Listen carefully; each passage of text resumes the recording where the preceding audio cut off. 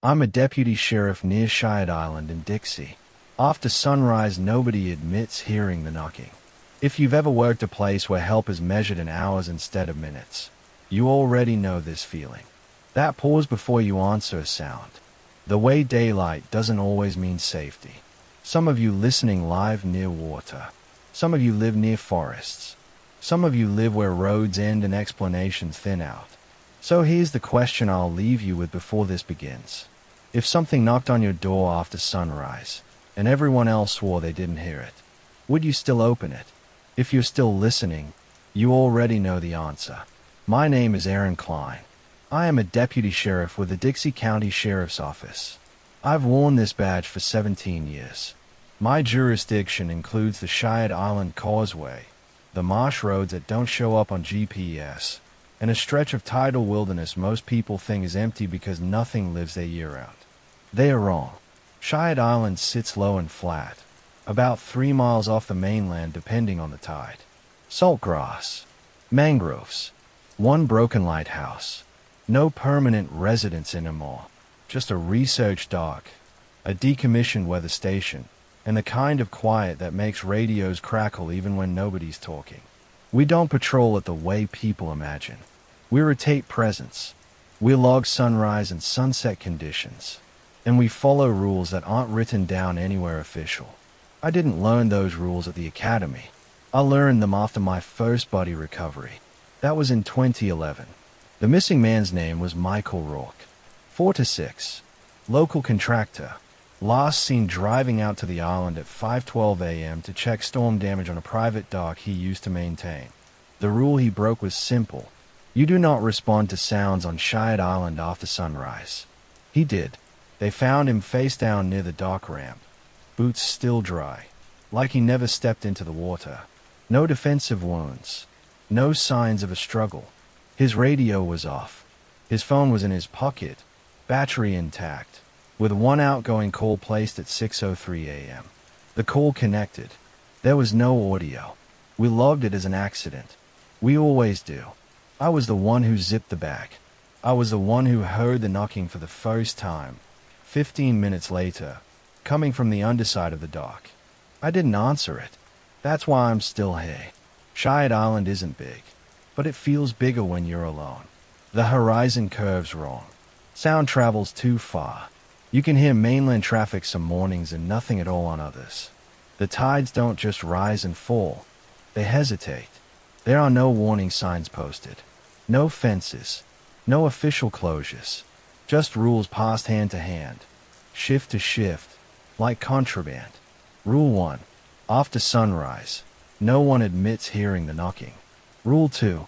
If you hear it anyway, you leave. Immediately. Rule 3. You never say your name on the island. Not out loud. Not on the radio. Rule 4. If someone else breaks a rule, you do not try to fix it alone. Rule 5 is the one that hurts the most. We'll get there. My authority out there is real, but it's thin.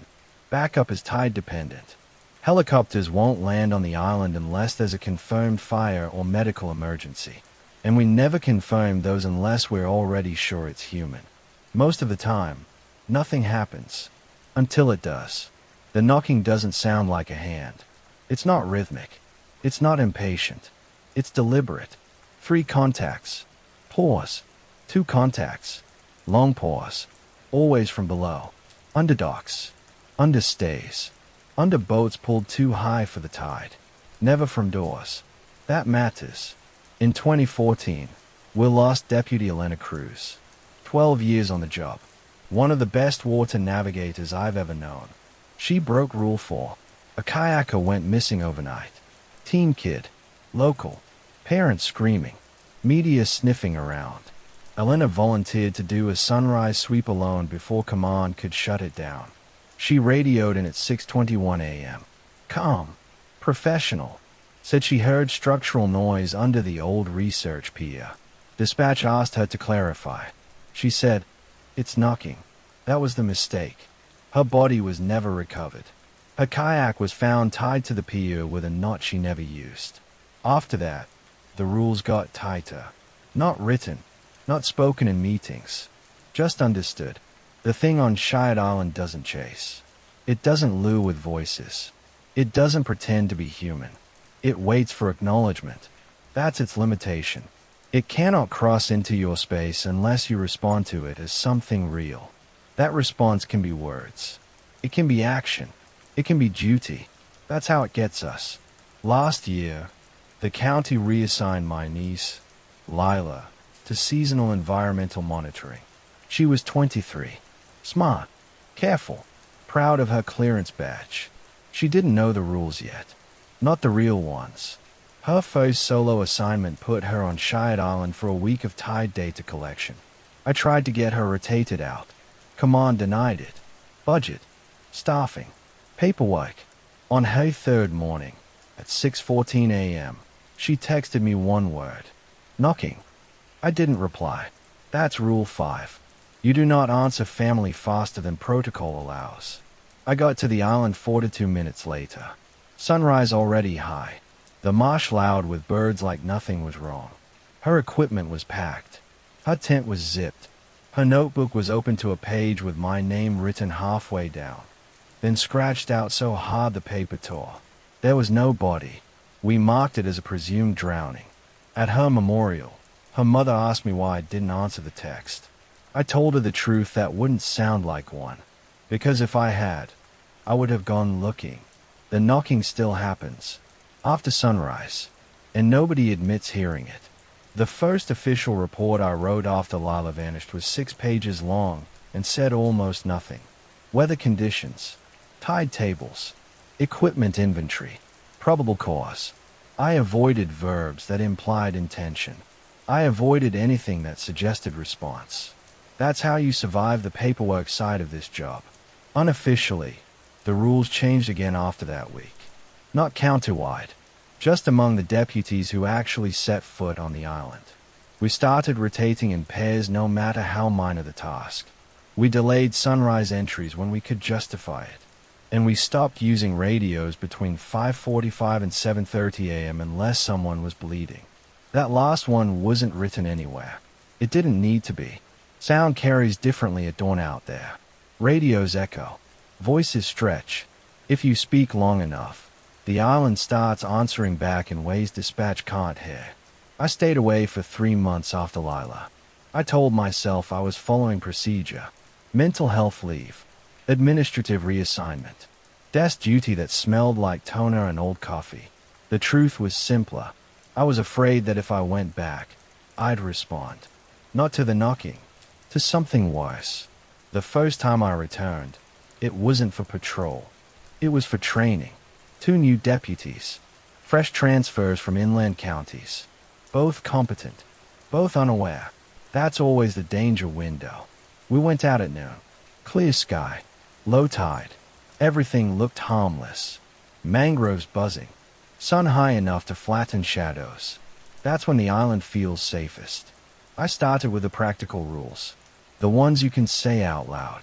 Watch your footing. Log your timestamps. Don't approach wildlife. Then I told them about the knocking. I didn't explain it. I didn't justify it. I just said, if you hear it after sunrise, you leave. Deputy Marcus Hale laughed. Not mocking. Nervous. He asked what was doing the knocking. I said, doesn't matter. That was Rule 6. Though we never numbered it. You don't name what you can't contain. We were halfway through the island loop when the first violation happened. It wasn't dramatic. It was compassionate. We found a skiff grounded in the mud near the South Marsh. Engine dead. Anchor thrown wrong. Someone inexperienced had tried to beat the tide and lost. There were footprints leading away from it. Barefoot. Small. Child-sized. Hale moved toward them without thinking. That's what you train to do. Missing minor. Possible exposure. Heat risk. I grabbed his vest and pulled him back. Not alone, I said. He nodded. Apologized. Waited. That's when we heard it. Not knocking. Crying. Thin. Intermittent. Coming from the mangroves inland. The rules don't mention crying. They should. Deputy Sarah Nguyen looked at me. She didn't speak. Just raised her eyebrows like she was asking permission. That's the problem with authority. People trust it. even when it shouldn't be trusted. I hesitated. That was my violation. Rule 7. If we're counting, indecision is still a response. The crying stopped as soon as we acknowledged it with our attention. Not abruptly. It faded, like someone turning away. We left. Logged the skiff. Called Marine Services. By the time they arrived, the footprints were gone. No missing child report ever came in. That night, Hale requested reassignment. He said the island made him feel watched. I didn't argue. The next incident came in winter. Short days. Late sunrises. The kind of cold that makes marsh water steam. We had a containment failure that nobody will ever label that way. A storm took out the old weather station's power. Backup batteries failed. Data transmission stopped. That station wasn't just meteorological. It logged acoustic anomalies, pressure shifts, things that help us predict activity windows. Without it, we were blind. Command wanted it repaired immediately. I told them we'd wait until full daylight. They told me to do my job. So I took Nguyen and went out at dawn. This is where I need to slow down. Because this is where things stopped being about rules and started being about cost. The station sits on stilts over brackish water. Ladder access only. Underneath it, the water is always darker. Deeper than it should be. We climbed halfway up when the knocking started. Below us, metal on metal. Hello. Nguyen froze. I could hear her breathing through the wind. We both knew the rule. You do not respond. You leave. But the ladder was narrow. The platform above was only 10 feet away. And the equipment inside was critical. Duty doesn't always look like heroism. Sometimes it looks like stubbornness. I kept climbing. That was violation number 2. Not for myself. For the system. Inside the station, the knocking changed. It moved. Traveled along the supports. Tracked us. Nguyen whispered my name. I told her not to. Too late. The knocking stopped. Silence is worse out there. It means attention. We got the power back online in 6 minutes. I know because I watched the timer like it was a bomb. On the way down, Nguyen slipped. Not badly. She caught herself. But she yelped. That counted. Something struck the ladder from below. Not hard enough to break it. Just enough to shake it. We ran. Back on the boat. Nguyen started crying. Full body. Quiet. Like she was ashamed of it. I didn't comfort her. That's another rule.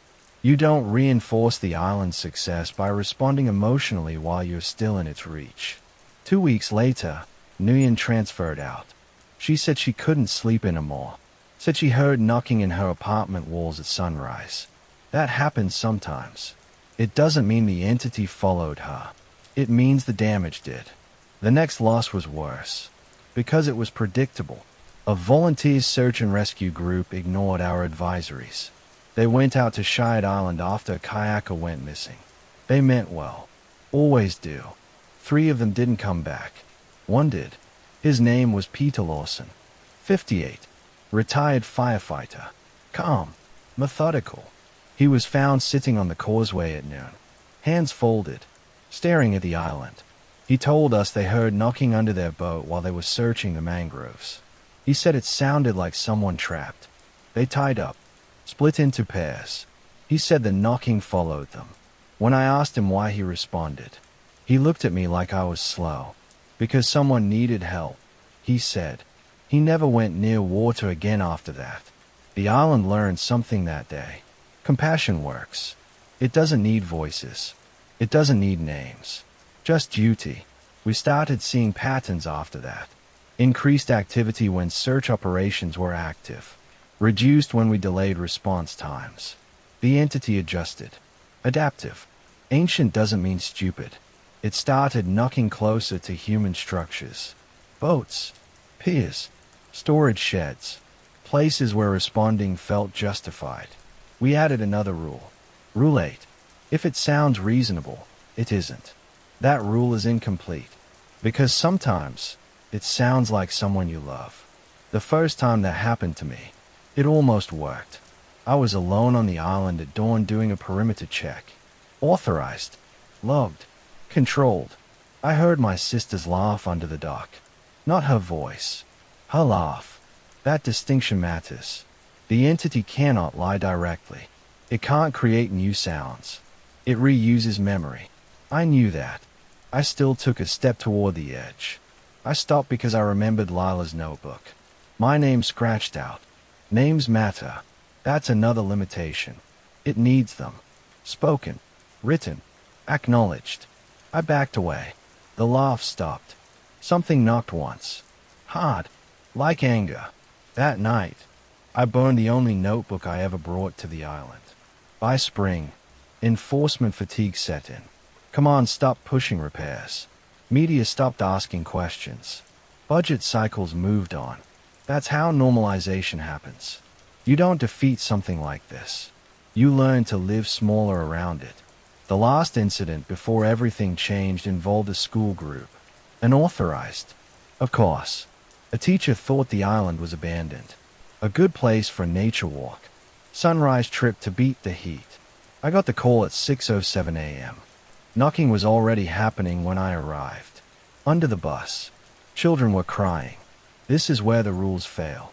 Because sometimes, the cost of following them is worse than breaking them. I ordered the evacuation. I responded. And something responded back. I can still hear the sound the bus made when the suspension shifted. A low groan. Metal settling. Like the island exhaling. There were 18 children on that bus. 2 teachers. 1 volunteer parent. No radios. No awareness of sunrise protocols. No understanding of what they'd parked on top of. The knocking was coming from directly beneath the re-axle. Not loud. Not urgent. Patient. I didn't explain anything. I didn't raise my voice. Panic travels faster than truth out there. I told the teachers to keep the kids seated. Seatbelts on. Windows closed. I told the volunteer to step away from the bus and come stand next to me. He didn't want to. He kept looking at the underside of the chassis, like he expected to see fingers. That was the 3rd violation driven by compassion. He bent down. Just a little. Just enough to peer under. I grabbed him by the collar and pulled him back hard enough that he fell. He swore at me. Tried to stand. I put my boot on his chest and told him to stay down. Authority isn't pretty when it has to be physical. The knocking changed when I did that. It sped up. Lost its pattern. Like something adjusting to resistance. I ordered the bus evacuated anyway. That's the part I'll never fully justify. Because the rule says you do not respond. But it also says you do not leave people behind. Rules conflict. That's how it wins. We move the kids fast. 1 line. No running. No screaming. I kept my voice flat. Counted them as they stepped down. 17. 18. The knocking stopped when the last child's foot hit the ground. Silence fell so fast it hurt my ears. Then the bus shifted. Not forward. Down. The rear tires sank into the mud like something had pulled them. The volunteer screamed. One of the teachers grabbed my arm and asked me what was happening. I told her to get the kids to the causeway and not look back. She listened. That saved her. I tried to back the bus out. Engine roared. Wheels spun. Mud sprayed. Underneath, something knocked once. Directly below my seat. Hard. The engine stalled. I left the bus. We didn't lose anyone that morning. But the island learned something important.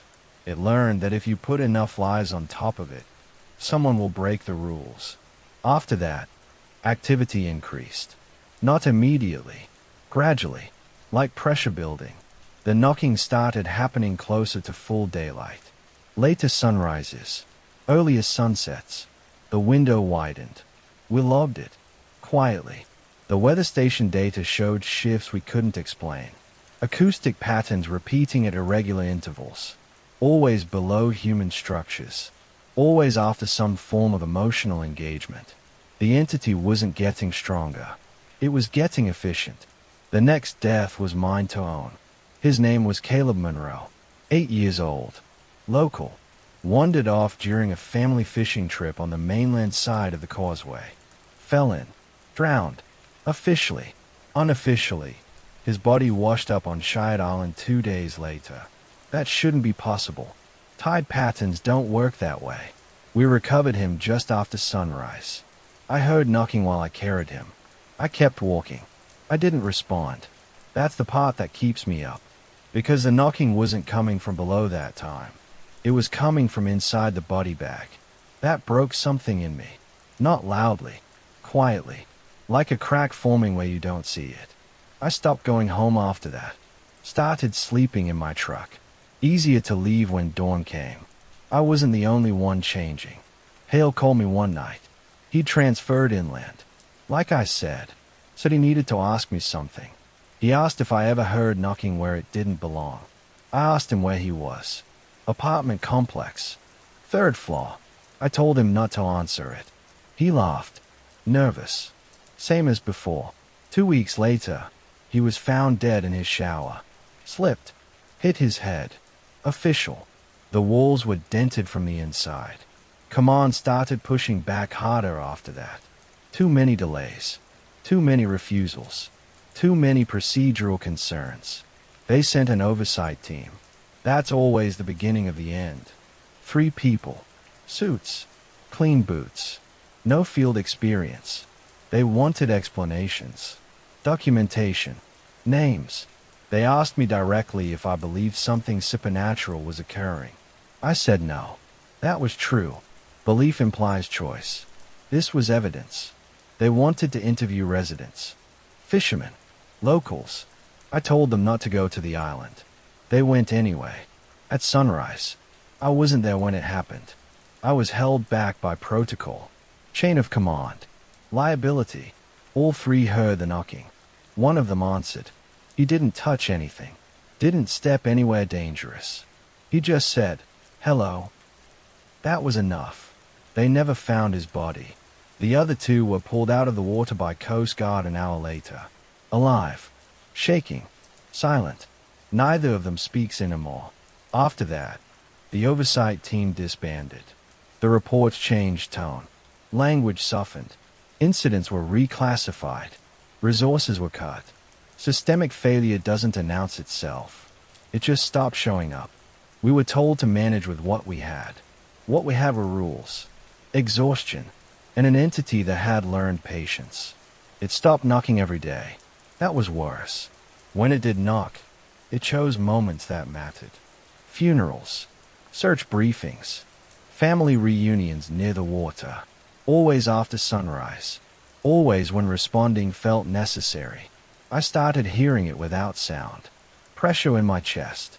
Vibrations through my boots. Once, I felt it knock through my shadow. That's when I knew containment was slipping. The island wasn't the boundary anymore. It was an anchor. The unique limitations still held. It couldn't cross without response. But response takes many forms. Guilt counts. Memory counts. Regret counts. The last set piece before everything collapsed involved my sister. She came to the island without telling me. I found her car at the causeway at 6:22 a.m. Door open. Engine cold. I heard knocking from the mangroves. I said her name.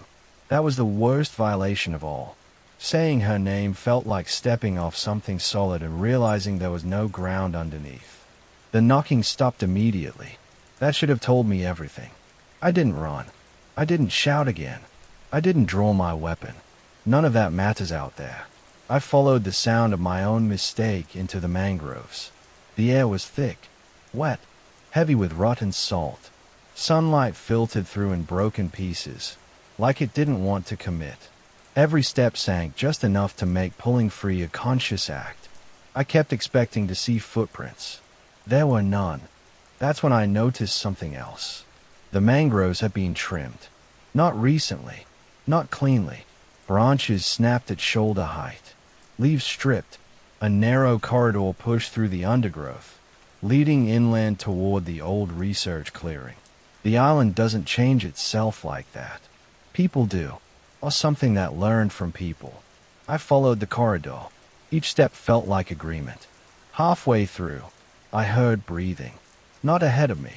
Beside me. Close enough that I could feel it shift the air. I stopped. It stopped. I waited.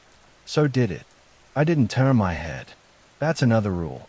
One nobody says out loud because saying it makes it real. Never confirmed proximity. The breathing faded. The clearing opened up suddenly. Too suddenly. Like the trees had stepped back instead of thinning. My sister's backpack sat in the middle of it. Neatly placed. Zippers closed. Phone inside. Battery dead. No sign of struggle. No sign of panic. That's how the island sets traps. It doesn't escalate. It normalizes. I knelt down. That was the second mistake. The knocking came from beneath the soil. Not loud. Not violent. Just enough to be felt through my kneecaps. I stood up slowly. Okay, I said. That was the third mistake. The ground shifted. Not collapsing. Repositioning. The clearing elongated. Trees leaned. The path I'd taken no longer lined up with the way back. Spatial distortion is subtle out there. Not enough to get noticed in reports. Enough to get people lost. I backed away from the backpack. The knocking followed me. Always underneath. Always patient. I radioed for backup. No response. Radios don't work when the island is engaged. They never have. We just pretend otherwise for morale. I forced myself to breathe evenly. I did not say her name again. Instead, I did something worse. I apologized. I don't remember the exact words. That scares me more than anything else. Because apologies are admissions. They carry weight. The knocking stopped. Silence returned. Then the ground opened. Not wide. Not dramatic. Just a seam. Like wet earth deciding it didn't want to be solid anymore. A hand came up. Not human. Too many joints. Too long between them. It didn't grab. It rested.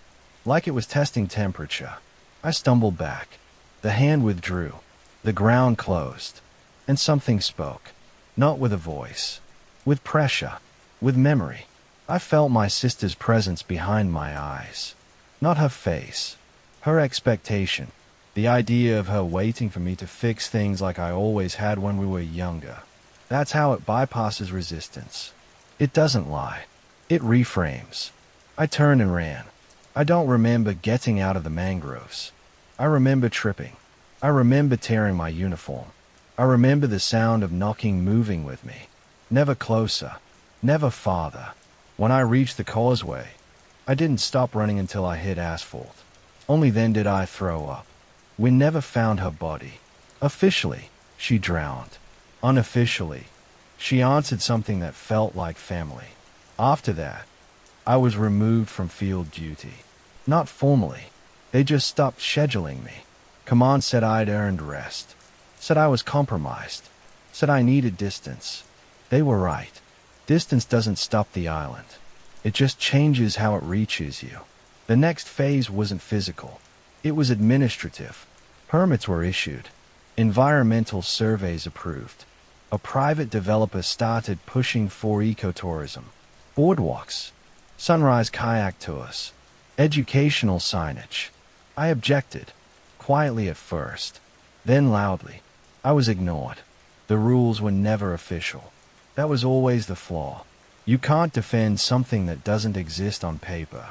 Construction crews went out at dawn to beat the heat. They heard knocking. They assumed it was structural stress.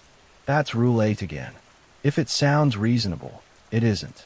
The first worker loss was a welder named Ross Calder. 42. Married. 2 kids. He crawled under a platform to check a support beam. He never came out. They found his helmet. Crushed inward. No blood. The second loss was worse. A foreman tried to pull Calder out. Compassion. Duty. The platform collapsed. 3 men went into the water. 1 came back up. He said something grabbed his ankle and knocked. Not with force. With insistence. After that, work paused. Not stopped. Paused. Delays. Reviews. Consultants. The island adapted again. It started knocking at the mainland docks. Same pattern. Same patience. Different jurisdiction. That's when we realized geographic containment had failed. The entity wasn't confined to Shired Island. It was anchored there. Names started surfacing in old records. Not explanations. Mentions. Coastal folklore. Indigenous warnings. Maritime logs with redacted margins. Different languages. Same behavior. Always tied to thresholds. Always requiring acknowledgement. Always after sunrise. I wasn't allowed to investigate officially, so I did it anyway. Off the books. Old favors. Retired contacts. I learned something that should have been obvious sooner. The rules weren't designed to stop it. They were designed to slow it. Delay mechanisms. Buy time. For what? I don't know. Maybe for people to forget. That's when the final systemic failure began. A child went missing during a sunrise kayak tour. New program. Soft launch. Parents watching from the dock. The kayak drifted back empty. Knocking was heard by 12 witnesses. That mattered. The entity needs acknowledgement. Witnesses count. It took the child in front of everyone. No hiding. No subtlety. Just inevitability. The parents screamed. One of them jumped in. 2 more followed. I arrived too late to stop it. I ordered everyone back. Nobody listened. Authority doesn't work once people believe they're already damned. We lost 4 that morning. The reports called it panic. They always do. That night, I heard knocking on my truck door. After sunrise. I didn't answer. I never answer anymore. But I know it's learning new ways to be heard. And it already has my name. By the time the county finally issued an advisory, it was already meaningless. Unstable tidal conditions. Unexpected structural failures. Exercise caution near sunrise. No mention of sound. No mention of response. They were still trying to explain it like weather. I wasn't on the schedule anymore, but I kept a radio on. Old habit. Some nights I slept. Most mornings I didn't. Dawn became a thing I endured instead of a time of day. That's how normalization finishes its work. You don't panic forever. You adapt. You shrink. The knocking shifted again. It stopped being tied to specific structures. It started happening near people, not underneath. Beside, on the hulls of boats while they were still in motion. On the undersides of docks while people stood on top of them talking. Once, on the metal frame of a wheelchair ramp at a nursing home near the inlet. Always after sunrise. Always when someone was already listening to something else. Distraction is a form of permission. The limitation still held. I need to be clear about that. It could not act without response. But response doesn't have to be intentional. A glance counts. A pause counts. A thought that says that's strange counts. That's what made containment impossible once the population density increased. Too many minds. Too many moments of attention. The next major failure wasn't violent. It was bureaucratic. A regional task force was formed. Coastal safety. Multi-agency. PowerPoint slides. Shared responsibility. Nobody wanted sole ownership. I was brought in as a consultant. Not a deputy. Not authority. Just local experience. They asked me what I thought the knocking was. I said, a behavior check. They didn't understand. So I explained it the only way that makes sense. It tests whether you'll respond, I said. Not because it needs you to. Because it needs to know who you are. They asked how to stop it. I told them you don't. You delay. You minimize contact. You reduce exposure. You accept loss. They didn't like that answer. They asked if I had proof. I said, you're still alive. That ended the meeting. 2 days later, one of the task force members went missing.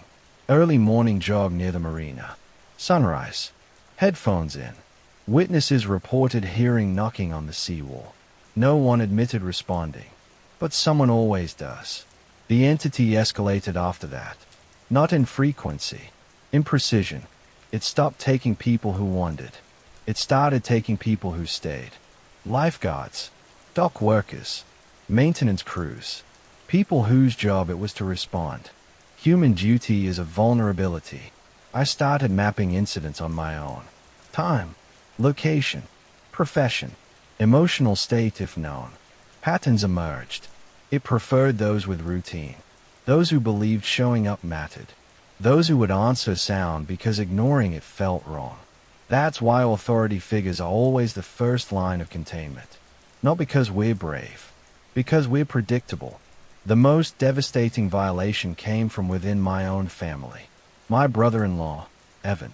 He'd been quiet since my sister disappeared. Never accused me. Never asked questions. Just existed with a kind of careful sadness. He volunteered for a shoreline cleanup event. Sunrise start. Community-driven. Harmless. I didn't know until I heard his name over the radio. Unresponsive male near the South Inlet. I drove like I was breaking every law I'd ever enforced. When I arrived, the crowd was already pulled back. Paramedics standing still. That's never a good sign. Evan was lying on his side near a pile of collected debris. Gloves still on. Trash bag half full. No injuries. No water in the lungs. His face was calm. Too calm. Someone said they heard knocking from inside the trash bag after he collapsed. I didn't correct them. I couldn't. That was the moment the rules stopped feeling like protection and started feeling like cruelty. I wanted to break them all. Say every name. Answer every sound. Drag whatever it was into the open and die proving it existed. That's how it almost got me. Not through fear. Through anger. The entity adjusted again after Evan. It started knocking in places designed to be comforting. Church steps. Playground equipment. Hospital loading docks. Always subtle. Always deniable. People argued about it. Online. In person. Some said it was pipes. Some said it was animals. Some said it was stress. They were all partially right. That's the danger of something that can't be fully explained. It hides inside plausibility. The last set piece before total failure happened during a coordinated response drill. Irony is not lost on me. Multiple agencies. Sunrise scenario. Controlled environment. The knocking began on cue. Someone laughed. Thought it was part of the exercise. Someone else said, "That's not in the script." A third person said, "Hello." That was enough. The water surged. Not a wave. A displacement. Like something standing up beneath the surface. One officer was pulled under. Another tried to grab him.